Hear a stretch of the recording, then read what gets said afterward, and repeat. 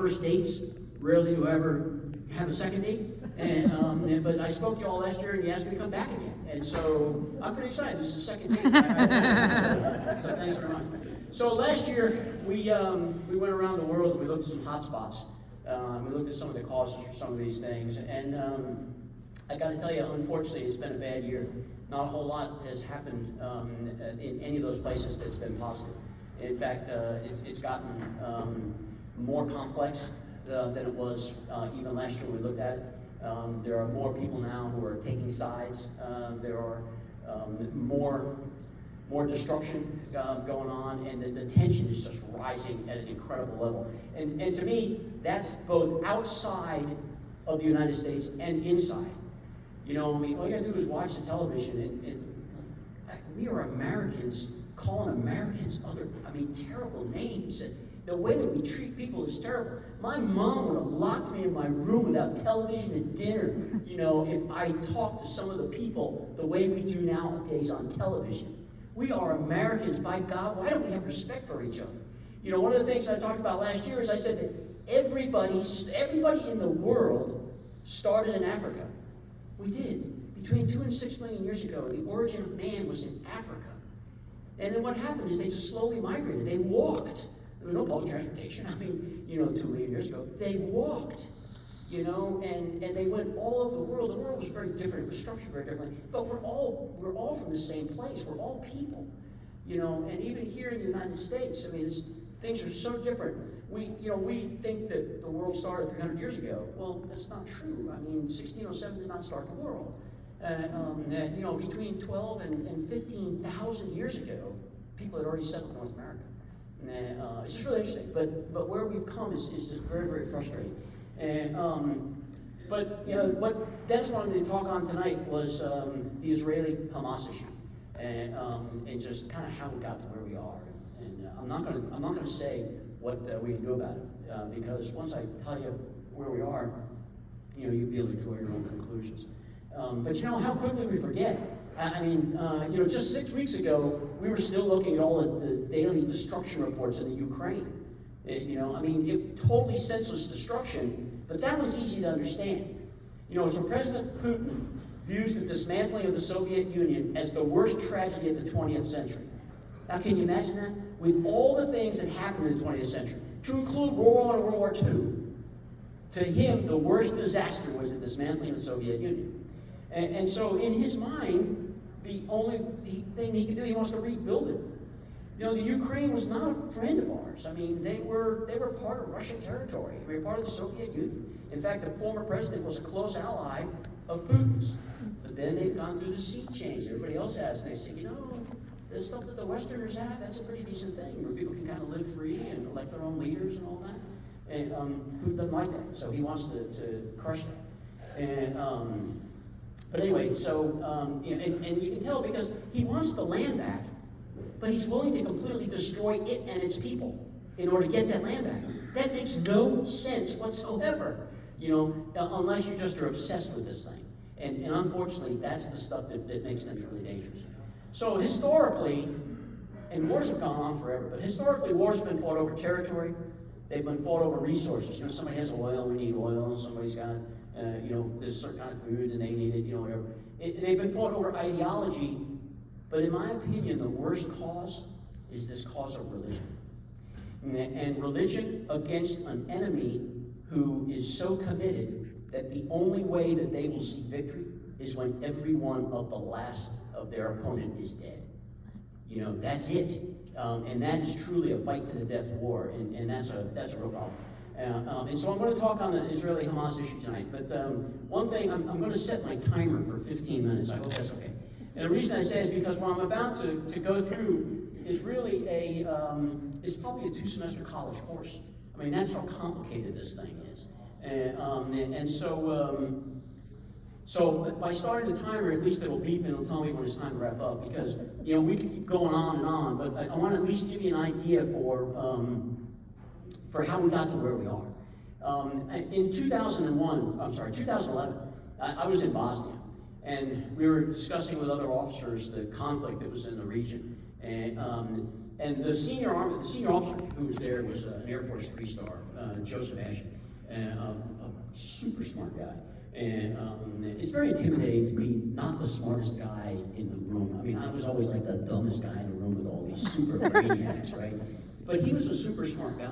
And he was kind of going over with us what happened. And one of the officers asked him, said, well, sir, how did we get here? Well, that was not the thing to ask him, because he was a student of history. And he said, okay, in order to understand how we got here, we've got to go back 5,000 years. And he went over to the wall where we had a huge map on the wall. And he went back 5,000 years in history and showed us how one nation had overtaken another nation, and what groups had moved from place to place, and how we actually got to where we got in Bosnia in 2011. Well, I'm going to go, I actually have, as a result of that and several other things, I've been doing a lot more studying of history in the past 15 years or so. And I find that we really, the answers to where we are today lie in what happened in the past. Now, because you have to have a complete and total understanding of what happened in order to know why, because it's not a simple, quick soundbite. And so I don't have to go back quite 5,000 years, but I am going to go back 3,000 years, okay, and to completely understand what's happening in Israel right now. We also going to need to understand how unique we are here in the United States as a nation, okay? We take our allegiance to a piece of paper. We pledge allegiance to the Constitution of the United States. What the Constitution was, it was a set of ideals that some super smart guys came up with in 17, well, not 76, but 81. And but the point was that we live to that set of ideals. We don't take our allegiance to a ruler or to a king like many other nations do. We don't take our allegiance to our God in terms of our laws. So our laws here, well, you can argue many are built upon Christianity. But our law is not our religion. The Bible, we don't flip and say, you are guilty of Matthew 12, paragraphs 2. We don't do that. But there are other nations that do. And so for many nations of the world, religion is their religion. Religion is their nation and their law. And it means so much more to them than a political line drawn on the map.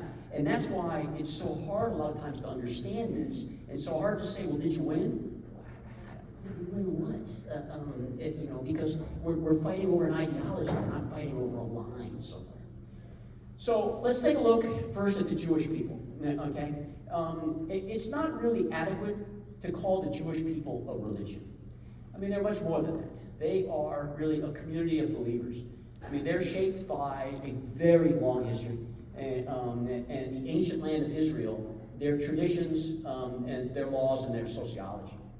They believe that they're the most holy people in the world, chosen by God, as it was the Jews who were entrusted with and given the Holy Testament. They think of their community as sacred, and they live their lives in a way that pleases their Creator.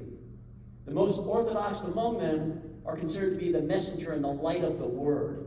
Okay, they're the ones that are supposed to go out and share what God is really saying with everybody else. Jewish doctrine shows them that God gave them control over the land of Israel to build a society that showcases what God wanted them to be. That was what the land of Israel was supposed to be. This is the way you should live your lives outside world. Okay, and that was what they set out to do. Now, we're going to go into some of the history stuff, and some of it's going to be kind of a little confusing, so I'll try to be as clear as I can. And a lot of this is right out of the Bible. I mean, when you read the biblical stories, this stuff all fits right in. I mean, and you can actually see that this is real stuff. So, verified history and archaeological evidence shows that around 1300 BC, so 1300 years before Jesus arrived, Moses led the Jews from Egypt, and they settled in a land that's known and is referred to in the Bible as Canaan. Under Joshua, they conquered and settled the land in ancient Palestine and began to build their nation as God asked them. Around 1200, their territory comprised lands on both sides of the Jordan River. And what we're talking about is that the land between the Jordan River and the Mediterranean Sea, that's considered the most holy of the land. Now, this was all during the time of David and Solomon and Samuel and Saul. I mean, all who increased the size and the maturity and the influence of the Jewish kingdom. So these people came from they came from Egypt. They fought their way, they defeated the people, they took this land over. It is now their land, because that's what happened back and forth. And so they had set up this huge Jewish kingdom. Now in 960 BC, David captured Jerusalem. And it became, so it's 900 years before Jesus arrived, Jerusalem became the center of Israel. Now a lot happened in history before that, but right around Solomon's death in 931 BC, Israel split into two kingdoms, with Judea in the north and Samaria in the south.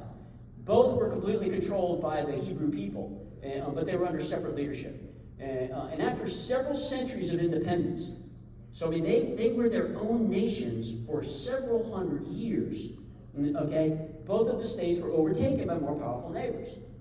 And this is just what happened at the time. I mean, what was going on in the world, one of the things that we talk about, peace. And there are those who always want to get rid of the military and say we should cut back on military spending because there's no warfare going on right now.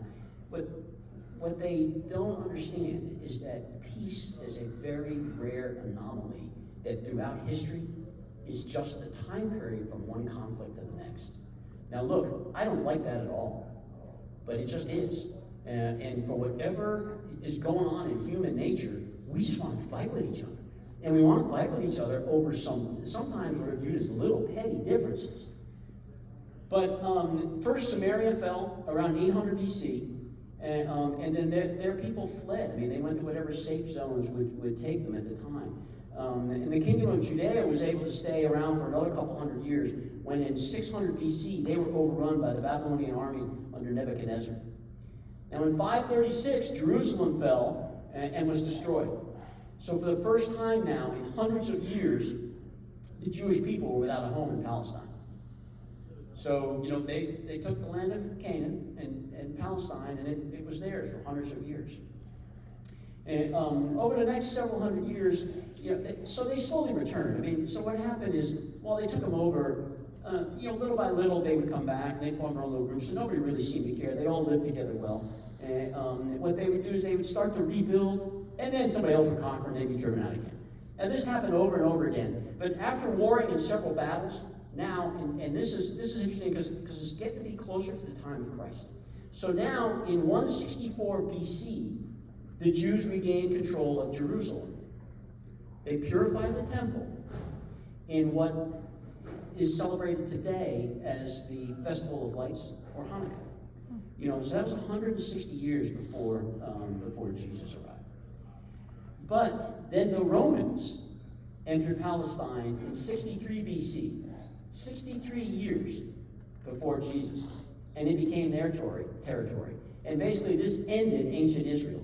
I mean, the Romans destroyed the Jewish temple, they killed thousands of Jews, and really destroyed the hope of anybody coming back to Israel anytime soon. And so that, when we talk about Israel, some folks have said, well, it's been around for thousands of years. It has not. I mean, a few thousand years ago, it was created, but then it ceased to exist for years. Now, over the next 8 centuries, Christianity became the religion of the land until the rise of Islam. And, remember that in the world until about 350 BC, 350 AD, Christianity was illegal. And under Constantine, it was finally made legalized, but at 350 BC, or AD.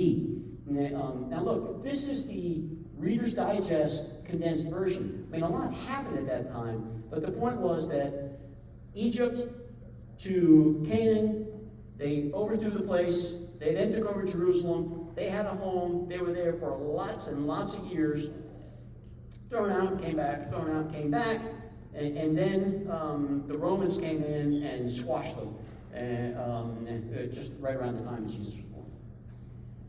Now, the Arab world, the Palestinians are descendants of two ancient people, the Canaanites and the Philistines, both from the land of Canaan. Now, again, this is stuff that we read about and we hear about in the Bible all the time. They entered the, now here's one where we do go back 5,000 years. They entered the land of Canaan around 3000 BC, and it was basically just a landmass at the time. So it was an area that consisted of several groups.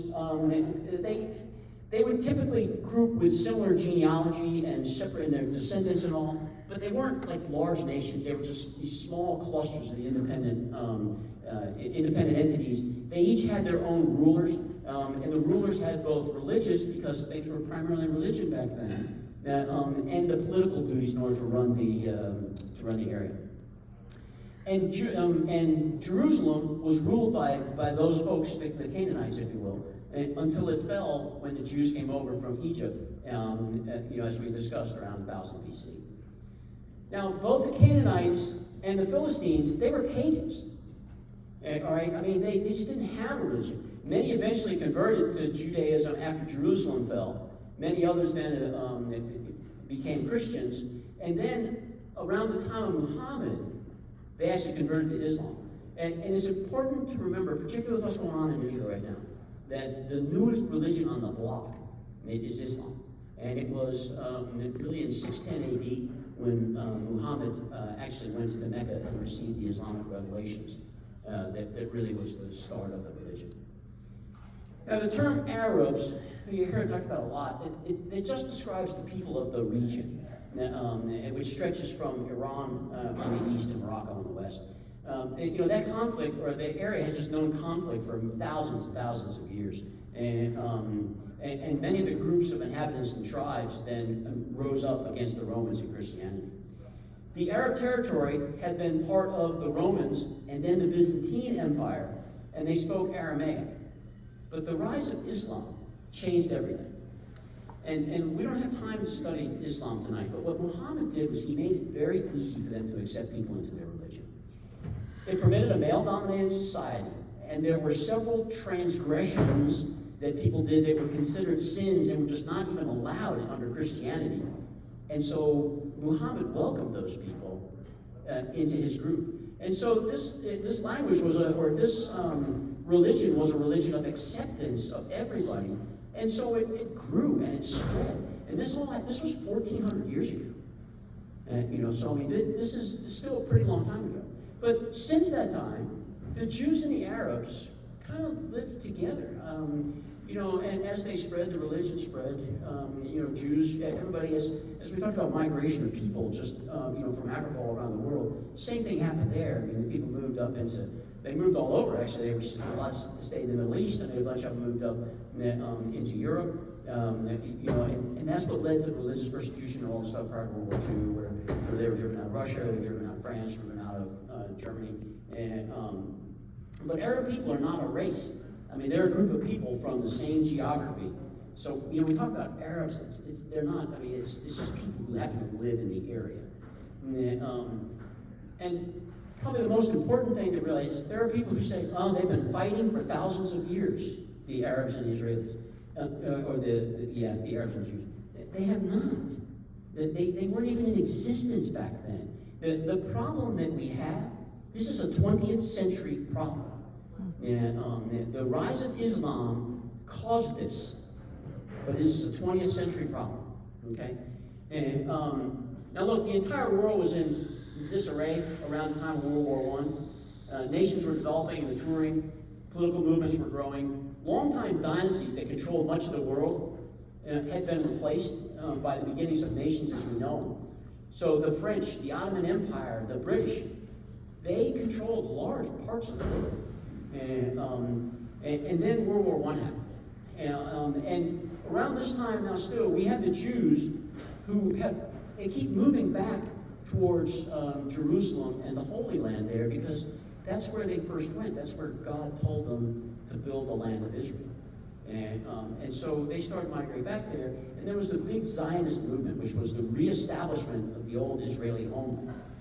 And so you got that movement going on. But now there are the Arabs who, under Islam, viewed a lot of that same land to be holy, and they wanted the same piece of land. And at the time, in the Palestine area, only about 20% of the people were Jewish, because they all fled. as they were coming back. So the League of Nations then put this area of Palestine under what they called the British Mandate, and that's really what started the problems. And in 1917 and again in 1937, and we see now how we've gone from 3,000 years ago to only 100 years ago. And the British called for the establishment of a two-state solution, putting one Jewish state and putting one Arab state right next to each other. And it was rejected, though, by the Arab states, and then constant conflict going back and forth started again. But after World War II, 1947, an interesting time in the world's history, which is why many people still hate us today, we were the winners. I mean, the United States, the United Kingdom, the UK, the Brits, and Russia were the winners. So we completely redefined everything in the world. We talked about that briefly last year. I mean, we redefined, the international monetary system. We redrew maps. We set up the United Nations.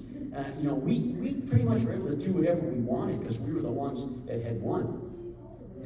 But even the United Nations then, in 1947, called for the two-state solution. And what they said is, let's have an Israeli state, let's have an Arab state, and the area of Jerusalem will be international land that anybody can use.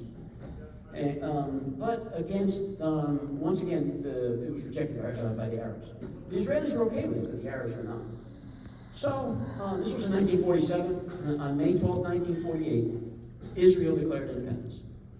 And on the land that they were going to give them anyway, on what was proposed the first time. And the next day, the Palestinians, with a coalition of several other Arab states, attacked Israel. The result of that, the war is never good. Okay, war is never good because you never know the outcome.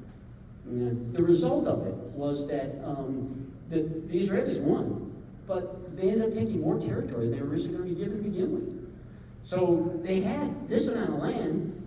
The Palestinians, the Arabs actually, with these other Arab states, went after them. They won, so now they got this much land. All right. Well, that didn't make anybody happy. And so I'm about out of time. So I'm just going to summarize just a few of the things that have kind of happened now in the past 75 years, because that's really important, just to kind of understand. So, the first thing, May 13th, 1948 is the first conflict. And then, 1956, Egyptian President Nasser, he nationalized the Suez Canal. He says, this belongs to Egypt. Well, it connects the Red Sea and the Mediterranean Sea. I mean, it's a vital shipping lane, and everybody depended upon it. So what do you think happened? So Israel invades Egypt, and then Britain invades Egypt, and France invades Egypt, and saying you can't do that. So then finally a peace deal that was backed by the United States and the Soviet Union together ended the fighting. But the canal couldn't be used for another year because they had sunk a bunch of ships in it. And so they had to take all the sunken ships out of the water. So that's 1956. Okay? So now 10 years later, 1967, this is the one that probably caused the most trouble. In June of 1967, a war known as the Six-Day War, or the Arab-Israeli War, broke out after there were just a series of regional conflicts going on, of which Egypt, who was kind of an instigator, they blockaded ships that were going into the Gulf of Aqaba. Now, Israeli warplanes then struck Egyptian airfields, the ground forces entered the Sinai Peninsula, then Jordan joined fighting alongside of Egypt against Israel, but Israel won, and they destroyed almost all of Egypt's air power. But now this time, so not only did they have the land that they had when they took it the day after they fought, this time Israel gains control of the Gaza Strip, the Sinai, the West Bank, the Golan Heights, and Palestinian East Jerusalem. September 1972, and I remember that day, and I don't know how many of you do. It was one we were just glued to the television sets. The 1972 Munich Summer Olympics, extremists from the Black September group went into the Olympic Village where the Israeli athletes were staying. They took 11 Israeli hostages. They killed 2 of them right there on the grounds, and the other 9 then were at the airport with the terrorists when a botched attempt ended up killing all of them. And so they all ended up dying after a failed rescue attempt. The next year, 1973, the Yom Kippur War. A coalition of Arab nations, again led by Egypt and Syria, launched a surprising coordinated attack on Israel on Yom Kippur. The Arab forces initially gained some ground, but the Israeli military is, so they're a very good, very strong military, and they also have the backing of us, Britain and a lot of other Western forces, and so they won the war, and both sides this time saw very heavy casualties. That was a nasty war. 1978, in Camp David, President Anwar Sadat and Israeli Prime Minister Menachem Begin and Jimmy Carter tried to broker a peace deal. It outlined the basis for a pretty peace plan that would allow the Israelis to withdraw from Sinai. But unfortunately, the Palestinian peace proposals never panned out. They didn't do anything with it, so the thing just kind of died. Then in 1987, now 9 more years later, just a lot of uprisings. It was called the First Intifada. If you think of probably the George Floyd stuff that went on here across the country, think of it on steroids. That's basically what happened. And so again, they just started constantly fighting. 1993, Oslo, Norway. Israel and the Palestine Liberation Organization signed a series of peace agreements and definitions and resolutions that defined what to do with the West Bank and Gaza Strip. Then in 1995, they did the same thing. And one of the things was that it made the PLO to be recognized by Israel and the United States as a negotiating partner. And so again, it just went nowhere. This was interesting. 2 years later, Prime Minister Yitzhak Rabin was assassinated. The Prime Minister of Israel. But he was assassinated not by an Arab, not by an Islam fundamentalist. He was attacked by a right-wing Jewish extremist who was unhappy that he was trying to work out a peace deal with the Palestinians. And he had just left a peace rally in Tel Aviv with over 100,000 people attended. And it was just a popular movement at the time. But this one person just decided, no, it's too much, we can't have peace. And which is one of the reasons we're not peace over. And 5 years later, in 2000, the Second Intifada. And a lot of this stuff seems petty to us. Okay, so what happened? Ariel Sharon, who was a right-wing political extremist at the time, later became Prime Minister of Israel. But he visited one of the most holy sites in the area, in Jerusalem. But it was a holy site to not only to Christians, to Jews, and to Islam. But he visited it, and I don't want to say necessarily the Palestinians, but the Islam extremists didn't like it. So then 2006, and boy, we don't learn anything. Israel withdrew its troops in 2005. Hamas is, we consider them to be a terror group. They are extremist Islamic fundamentalists. Okay? I think about some of the crazy, so I call both the extreme Republican Party and the extreme Democratic Party here as wingnuts. Because to me, they are on the full left wing, or they're full on the right wing. They're just different.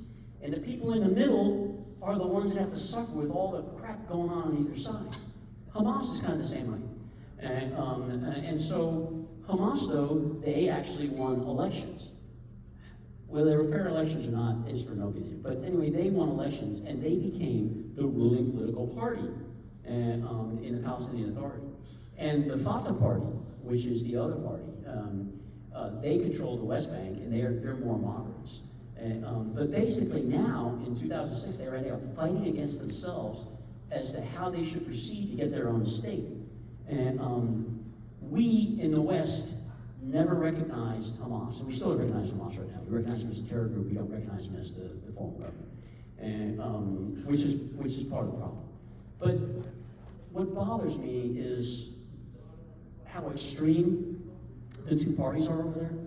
And then I watch a debate here on television, or I turn the news on, and that bothers me. But anyway, I digress. So after Hamas's 2000 takeover of the Gaza Strip, this is what really. So Israel imposed a 16-year blockade on this little tiny and overcrowded piece of land with 2.5 million people living on it. The Gaza Strip has at least 2.5 million people, probably even more than that. And so Israel now won't let anything get in. Goods and services can't get in. Telecommunication stuff is limited except for what they come up with. People can't easily move back and forth and freely. So it becomes almost like the slums, because they can't get stuff to fix their things. It pretty much becomes like the slums that the Jews were forced to live in Germany during the time that they were there. And even the United Nations. So unfortunately, a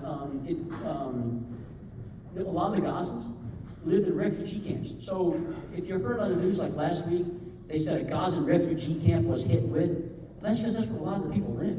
Because that's the UN provides food and things for them there because they can't get it on their own. There's open commerce is a really hard thing to come by. United Nations said Israel has deepened Gaza's humanitarian crisis. And Amnesty International in 2022 said Israel's regime over the Palestinians amounts to apartheid. Wow. So the West Bank, home to 3 million Palestinians and more than 500,000 Jews living in settlements that are there illegally because the Jews just built on them. And it now is occupied by Israel. And it's subject to Israel's laws. December 2008, Israel attacks Gaza. And the Palestinians then launch rocket attacks in Israel. Just a back and forth. More than 1,100 Palestinians, 13 Israelis killed. November 2012, Israel kills the Hamas military chief, Ahmed Jabari. Well, so what do you think happened? So rocket fire from Hamas into Israel. 115 Palestinians and 6 Israelis dead. Summer 2014, Hamas kills 3 Israeli teenagers who were kidnapped near a Jewish settlement in the West Bank. So what do you think Israel did? They responded with rocket attacks and airstrikes. Hamas answered back with rocket attacks. This went on for 7 weeks. 2,200 Palestinians and 73 Israelis dead. And out of the Palestinians who keep dying, most of them are not terrorists, y'all. Most of them are just regular people who got caught in the middle of this thing. December 2007. Never let it be said that the United States can't keep ourselves out of a conflict. So what happens? Well, the Trump administration recognized Jerusalem as the capital of Israel and announced plans to ship the U.S. Embassy from Tel Aviv to Jerusalem. Jerusalem is the most holy place that they have. Since 1917, everyone has proposed that it be an international land that everybody can go to, not under the control of anybody. But the Trump administration decides that we are not going to give it totally to Israel, and we are only going to recognize Jerusalem as the center of their government. But needless to say, that enraged the Palestinians. 2018, a lot of protests in Gaza. Demonstrators hurled rocket and gasoline bombs across the barrier into Israel. Israeli troops responded, killed more than 170 protesters. And then in November, Israel staged a covert raid into Gaza, killing at least 7 suspected Palestinian militants, and then they lost one of their own senior army officials at the same time. From Gaza, though, hundreds of rockets were fired into Israel. May 2021, so we're drawing to a close here. And after weeks of tension in Jerusalem, Israeli police raid the Al-Aqsa Mosque, one of the holiest sites in Islam. So Hamas responds by firing thousands of rockets towards the city, and Israel retaliates with airstrikes. More than 200 were killed in Gaza and 10 in Israel. Spring 2022, a handful of terrorist attacks by Palestinians on Israelis inside Israel, leave 14 Israelis dead. Israel clamps down, launches something they call Break the Wave operation. They kill 146 Palestinians on the West Bank, more deaths than in any other single year that the UN had been recording since 2005. But now, Israeli foreign minister says that the Palestinians killed 29 of theirs. It's okay, we killed theirs, because they killed us. But this is what kind of started the current thing that we're in right now. December 2022, Benjamin Netanyahu was sworn in again as Israeli prime minister. after winning an election in a 6th term. He is a far-right politician, and he builds the most far-right government in Israeli history. And critics now say that this could permanently crush the hope for a two-state solution. January 23, Israeli forces raid the Palestinian city, killing 9 people in a shootout. The next day, a Palestinian gunman kills 7, including children, during prayers in East Jerusalem synagogue. This past summer, the attacks on each other started to get out of control. Israel launched surprise airstrikes into the Gaza Strip in May. It killed 3 top militants and 10 others, including women and children. They were just launching stuff. This leads to 5 days of violence to kill at least 33 people in Gaza. June 19, Israel forces again raid the city, deploying helicopter gunships to the West Bank for the first time in 23 years. The next day, Hamas gunmen opened fire at a hummus restaurant in an Israeli settlement, killing 4 Israelis. Hundreds of Israelis then go through Palestinian villages, torching homes and cars and shooting at residents. And Israel carries out its first drone strike in the West Bank since 2006, killing the suspected militants. In July, Israel stages an air and ground attack this year with 1,000 soldiers backed by drone strikes against a refugee camp, killing 12 people. The operation marked what they call the start of extensive counterterrorism effort that they say will continue indefinitely. This year, October 7th, on the 50th anniversary of the 1973 Yom Kippur War, Hamas raids Israel, killing more than 1,400 Israelis, hunting down Israeli civilians in their homes, taking more than 240 hostages back to Gaza. On the 8th, Prime Minister Netanyahu formally declared war on Hamas. So that's how it got here. But unfortunately, it has created a huge divide all across the world, to include even here in our own town. And I can tell you, I've never seen anything like it. I'm in my neighborhood, which is a really quiet neighborhood in Hanover County. We're in Hanover County. Okay? My next door neighbor on the right flies a Palestinian flag. The neighbor across the street from me has an Israeli flag. 2 houses down has an Israeli flag, and the guy across the street's got an Israeli flag. And that's only what I can see from my street. Some blame Israel for taking Palestinian land and for keeping more than 2 million people hostage in a slum. Others blame the Palestinians in the Arab world for not sitting down and work out the details of a two-state solution. The unfortunate result, though, is that the average Israeli and the average Palestinian, they're the ones who suffer. It's Islamic extremists, not Palestinians or Arabs, who are the ones that won't rest until Israel is wiped off the face of the earth. And these terrorists are backed by Iran. So we could say we're going to wipe out Hamas. I got it. But those guys over there in a really big country that have been a pain for all these years and are full of Islamic terrorists, they're backing behind them. So, I've had the opportunity to meet several Iranians on multiple occasions, and what's interesting is that every single one of them did not miss an opportunity to tell me that the world ended on May 12, 1948. That's now. I mean, I just met these folks like 10 years ago, and they still think the world ended 75 years ago. And several Israelis, though, it's interesting for the other perspective, they say, you live a very interesting life in the United States. You're very sheltered, very isolated.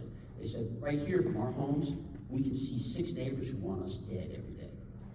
They can't live in the same apartment building. And I got the fact that some folks say, well, we should let them out of Gaza. Okay, where are you going to let them go? Because they're going to kill the Israelis as soon as they get a chance. And so I personally happen to believe that armed conflict should always be the approach of last resort. I don't believe that warfare should ever be entered into lightly. Because once started, it does not end well. It always leads to a lot of pain and destruction. When nation states launch conventional warfare against legitimate military targets, when a state takes something, we actually have a set of internationally accepted rules that govern the conduct of war. And that's why we have war crimes and stuff, because there are rules for war. But an unprovoked terror attack against anybody can lead to what Prussian military theorist Karl von Clausewitz called absolute war. And unfortunately, absolute war is war without any rules whatsoever. And that's really, really dangerous. And on October 7th, I would tell you that knowing what possibly happened, Hamas opened the gates of hell and unleashed an unimaginable set of destruction that we're going to see for quite some time. Now, my biggest hope is that we can keep this conflict isolated to the area. But if all these people keep on to enter, and if even in my neighborhood we're starting to do it, and if we're already fighting and burning things in colleges and universities, on one side or the other, both sides are it's just ridiculous what's going on. This is a real problem. Now, look, there's a lot of lessons that can be learned from this about how we should treat people in our home country. And I hope we learn our lessons and that we start acting a little more civil towards each other, because it's a pretty rough time right now. And I'm not taking sides, either way. I just see what happened. I see why it happened, and I'm not sure where we're going.